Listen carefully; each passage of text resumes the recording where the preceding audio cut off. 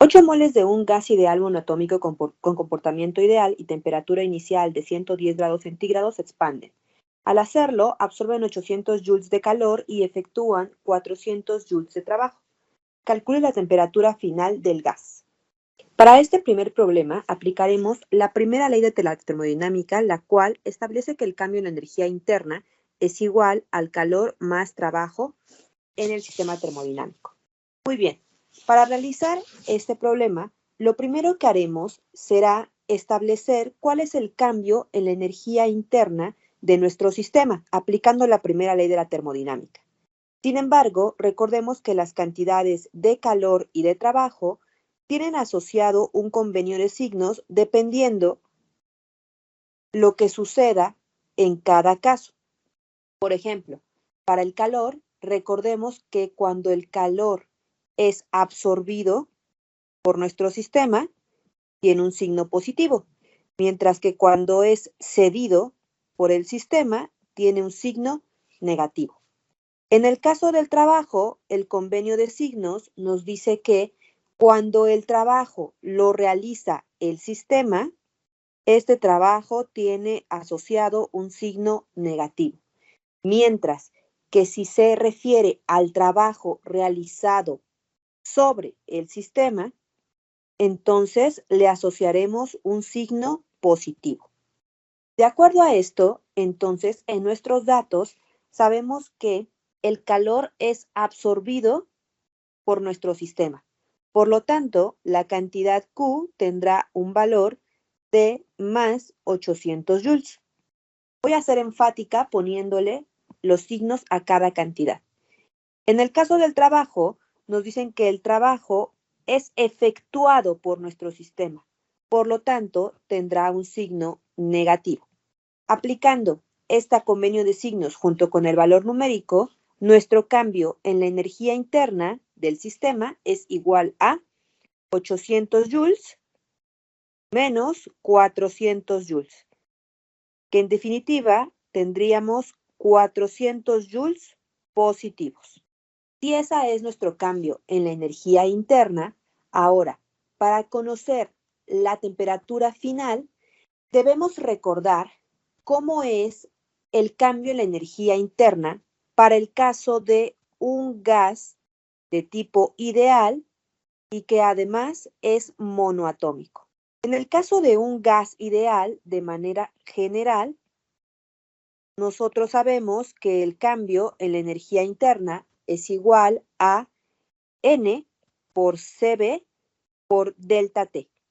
Es decir, N CB por temperatura en el estado 2 menos temperatura en el estado 1, donde CB es la capacidad calorífica a volumen constante, que si nosotros citamos a la tabla donde hemos estado registrando los comportamientos de gases monoatómicos, sabemos que esa CB es prácticamente 3 medios de la constante de gas ideal.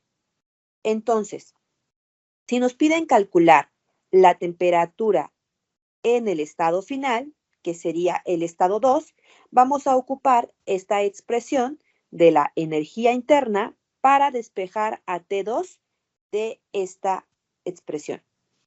Despejando, tendríamos delta U es igual a NCB por T2 menos T1, y entonces tendríamos delta U entre N por CB es igual a T2 menos T1 y finalmente delta U entre NCB más T1 sería igual a T sub 2. Una vez que tenemos la expresión de esta manera, procedemos a introducir todos los datos de nuestro problema. Como ya habíamos puesto, la energía interna ya la calculamos anteriormente y tiene un valor de 400 joules. CB ya establecimos que es igual a 3 medios de R, donde R es la constante de gases ideales, Y N es el número de moles del sistema que estamos considerando, que en este caso el problema nos dice que son 8 moles. La temperatura inicial a la que comienza nuestro sistema es de 110 grados centígrados. Muy bien, entonces con esos datos procederíamos a ponerlos en esta ecuación, no sin antes recordar que para el caso de las temperaturas es muy importante siempre trabajar las temperaturas en Kelvin, ya que es la escala termodinámica que se utiliza. Entonces, antes de cualquier otra situación, pues vamos a transformar la temperatura inicial, que tiene un valor de 110 grados centígrados, a la misma temperatura inicial, pero en escala Kelvin, que serían 110 más 273.15 Kelvin. Realizando la operación, T1 sería igual a 383.15 Kelvin. Muy bien.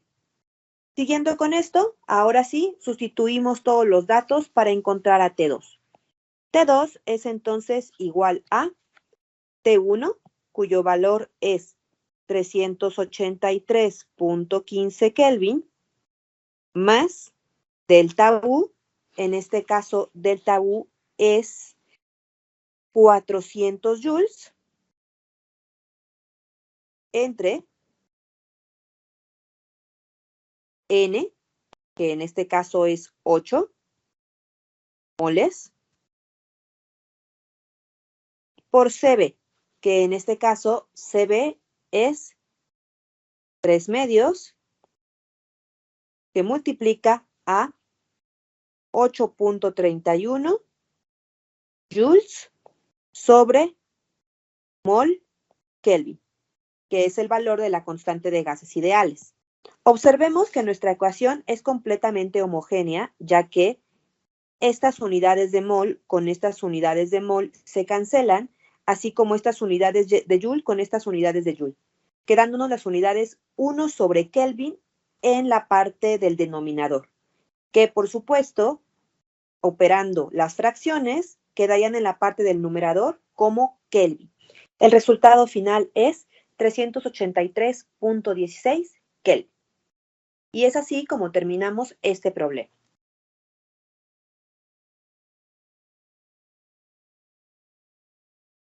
Muy bien, ahora abordaremos este problema. ¿Cuál es el cambio en la energía interna para un gas ideal monoatómico de N igual a 17 moles con temperatura inicial de 90 grados centígrados al llegar a un estado final donde su temperatura ha descendido a 35 grados centígrados? Lo que no debemos olvidar es cómo es la expresión para un gas ideal en el caso del cambio de su energía interna, la cual está dada por esta magnitud, donde delta U es justamente el cambio de la energía interna, N es el número de moles, Cb es la capacidad calorífica a volumen constante y delta T es la variación en temperatura del estado inicial al estado final. En esta expresión, entonces, de acuerdo a nuestros datos del problema, tenemos que N es igual a 17 moles, Cb nos dicen que se trata de un gas ideal monoatómico. En el caso de gases ideales monoatómicos, sabemos que aproximadamente la capacidad calorífica a volumen constante es igual a 3 medios de R, donde R es la constante de gases ideales, con un valor de 8.31 Joule sobre mol Kelvin.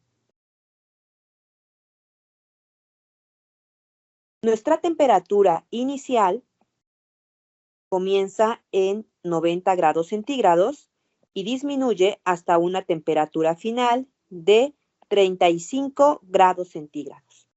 Aplicando estos datos a nuestra expresión de energía interna, tenemos que el cambio en la energía interna es igual a 17 moles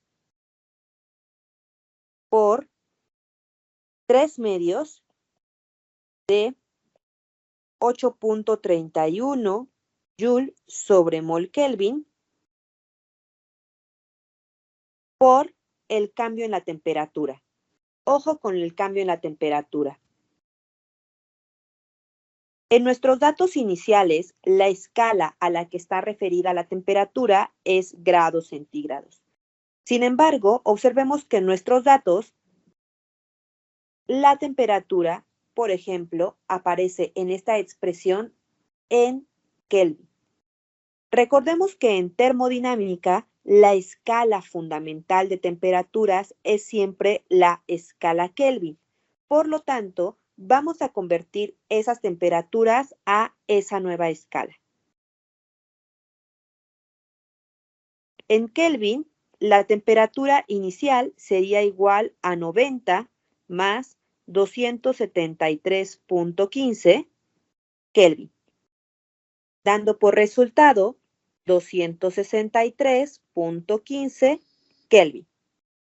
Por otro lado, la temperatura final es igual a 35 más 273.15 Kelvin, dando por resultado 308.15 Kelvin. La diferencia entre esas dos cantidades es 308.15 Kelvin menos 263.15 Kelvin. Realizando las operaciones, nosotros tendríamos 17 moles por 3 medios por 8.31 Joule sobre mol Kelvin por 45 Kelvin. Muy bien. Observemos en el caso de las unidades que todas las unidades son consistentes. Esta unidad de Kelvin en el numerador con esta unidad de Kelvin en el denominador se van a cancelar, así como también la unidad de mol en el numerador y en el denominador correspondiente. Por lo tanto, la única unidad que conservamos es la de joules, tal y como debería de ser, puesto que la energía interna debe tener unidades de joules.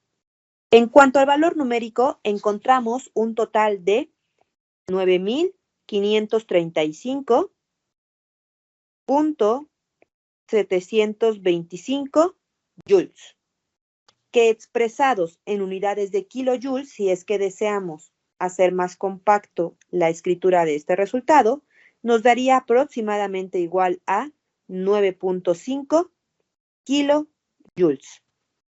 Y listo, ese sería nuestro resultado en el caso del cambio de la energía interna para este problema.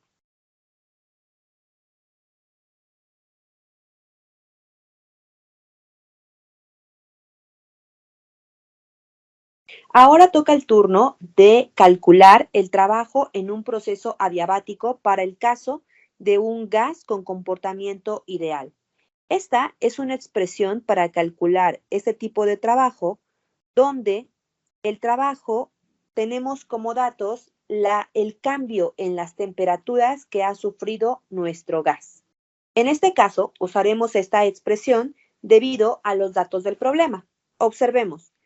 El problema dice, ¿cuál será el trabajo realizado por un gas diatómico cuya capacidad calorífica a volumen constante es de 20.42 y consta de 25 moles dentro de un dispositivo cilindro-émbolo bajo un proceso adiabático? Esta es la clave para que podamos utilizar esta expresión, en el cual la temperatura cambia de 50 Kelvin a 90 Kelvin.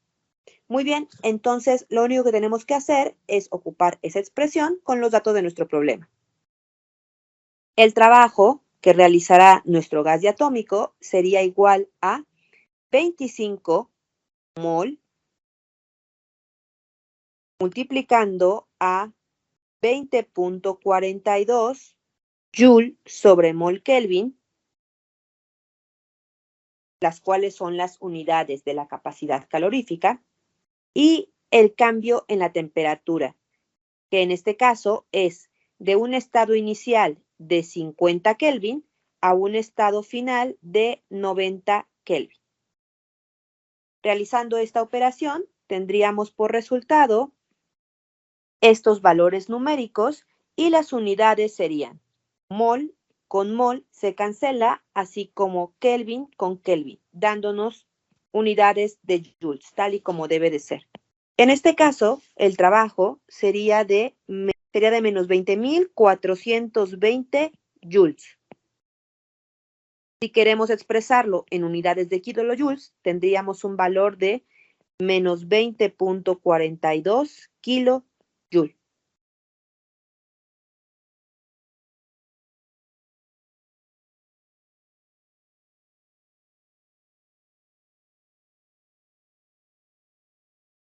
Ahora aplicaremos la ecuación de balance y energía para el caso de una tobera. Esta primera parte puede interpretarse como un cambio en la energía interna dentro de nuestra tobera debido al estado inicial y final, entrada y salida. Por otra parte, esto puede interpretarse como un cambio entre el trabajo realizado por nuestra tobera, que tiene la multiplicación de presión por volumen específico. En esta última sección, nosotros justamente tenemos el valor de la velocidad de entrada y el valor de la velocidad de salida de nuestra tobera. Identifiquemos entonces cuáles son los datos de nuestro problema. En el caso del problema que tenemos aquí, el problema nos plantea lo siguiente. En una tobera adiabática se observa que el cambio en la energía interna específica es delta U igual a 157 kilojoules sobre kilogramo. Y el cambio en la presión por volumen a la entrada y salida es delta PB igual a 53 kilojoules sobre kilogramo. Lo que deseamos es calcular la velocidad del aire al salir de la tobera. Si la velocidad inicial o la velocidad de entrada es de 10 metros por segundo. Lo único que tenemos que hacer es identificar en nuestra expresión cuál es nuestra incógnita. Nuestra incógnita es la velocidad al salir, o sea, este término. Así que debemos despejarla de esa ecuación. Al despejar velocidad de salida de esa ecuación, obtendríamos la velocidad de salida al cuadrado es igual a 2 veces que multiplica, y voy a expresar los términos de los cambios en la energía interna específica y los cambios en el trabajo específico con las expresiones de deltas que ya hemos mencionado. Delta U más delta PB más la velocidad de entrada al cuadrado.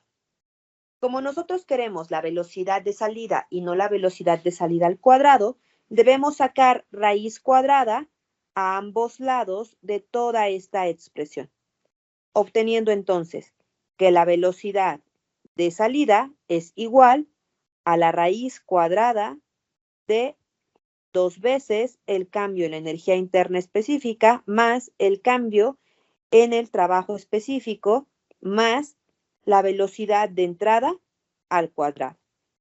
Lo único que resta por hacer es sustituir cada uno de los datos. Delta U tiene un valor de 157 kilojoules sobre kilogramo.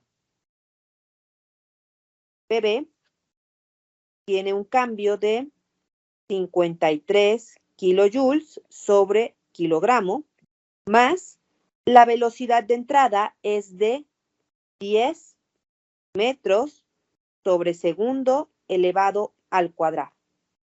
Podemos realizar esta operación sin ningún problema, ya que ambos términos se están sumando y tienen las mismas unidades.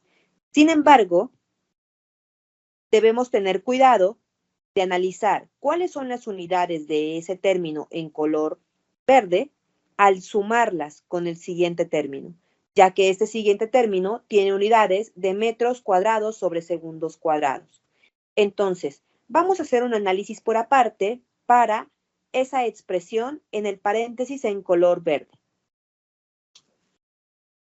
Realizando la operación 157 kilojoules sobre kilogramo más 53 kilojoules sobre kilogramo, tendríamos un resultado total de 210 kilojoules sobre kilogramo. Expresando esto en joules, tendríamos 210.000 joules sobre kilogramos. Ahora, lo que vamos a analizar es qué es la unidad joule entre kilogramo. Un joule sabemos que es igual a un newton por metro y un newton es igual a kilogramo metro sobre segundo cuadrado. Así que el joule quedaría expresado como kilogramo metro sobre segundo cuadrado por metro. Si simplificamos estas unidades, las unidades serían de kilogramo metro cuadrado sobre segundo cuadrado. Por lo tanto, si nosotros tenemos unidades de joule sobre kilogramo, es equivalente a tener unidades de newton por metro entre kilogramo y es equivalente a tener unidades de kilogramos metro sobre segundo cuadrado por metro entre kilogramo, que como observamos de la última ecuación, estos kilogramos con estos kilogramos se cancelan y las unidades de joule por kilogramo son completamente equivalentes con las unidades de metros cuadrados sobre segundos cuadrados. Por lo tanto, podemos estar tranquilos en, una vez que hemos realizado esta operación, multiplicarla por 2 y sumarla con el siguiente factor, que en este caso son los 10 metros sobre segundo cuadrado. Colocando esto en la expresión para calcular la velocidad de salida, tendríamos 2 por 210.000 metros cuadrados sobre segundo cuadrado más, y podemos elevar al cuadrado ese 10, quedándonos 100 metros cuadrados sobre segundo cuadrado. El paso final para resolver nuestro problema es realizar esa operación en nuestra calculadora, con lo cual obtendríamos la cantidad de... Y listo, terminamos nuestro problema.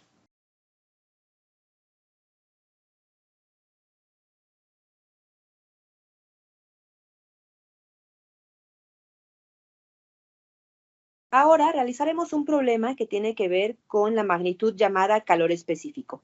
El calor específico se define como una capacidad calorífica específica que se calcula a través del intercambio de energía entre el sistema y su entorno, el cual es el calor, por unidad de masa en un cambio de temperaturas experimentado por el sistema. Utilicemos esa expresión para resolver este problema. ¿Cuánto calor se necesita para elevar la temperatura de 600 gramos de hierro de 30 grados a 150 grados si el calor específico del hierro es 450 joules sobre kilogramo por grado centígrado? Para este caso, entonces, el calor específico tiene un valor de 450 joules sobre kilogramo por grado centígrado y nos están pidiendo cuál es el valor de la energía intercambiada o del calor. De la expresión del calor específico debemos entonces despejar esta cantidad Q. Para hacerlo, entonces, Q sería igual a M por C por delta T. La masa, en este caso, son 600 gramos.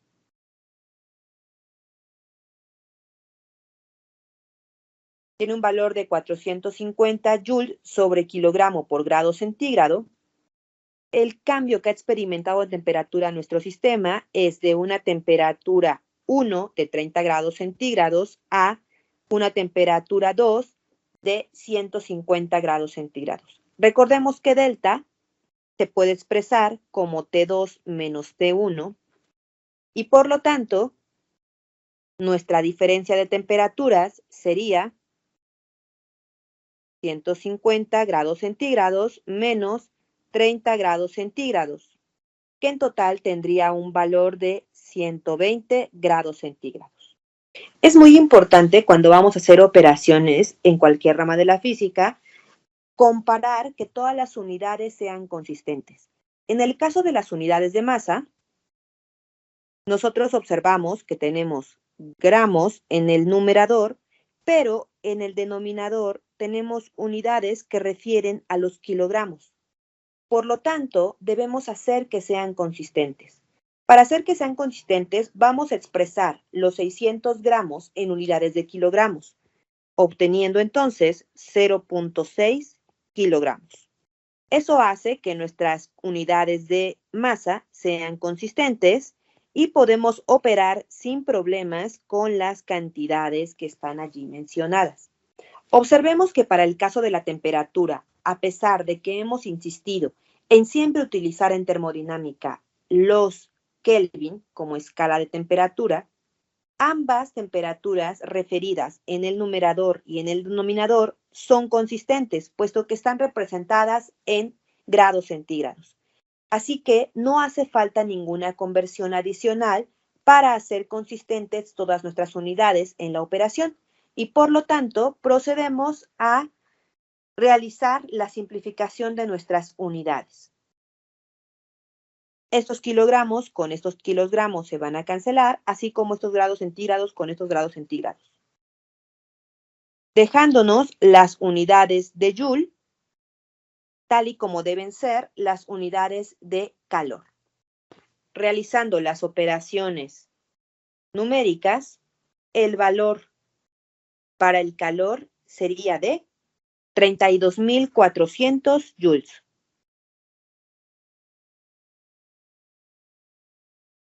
Podemos expresar ese valor en unidades de kilojoules, colocando 32.4 kilojoules.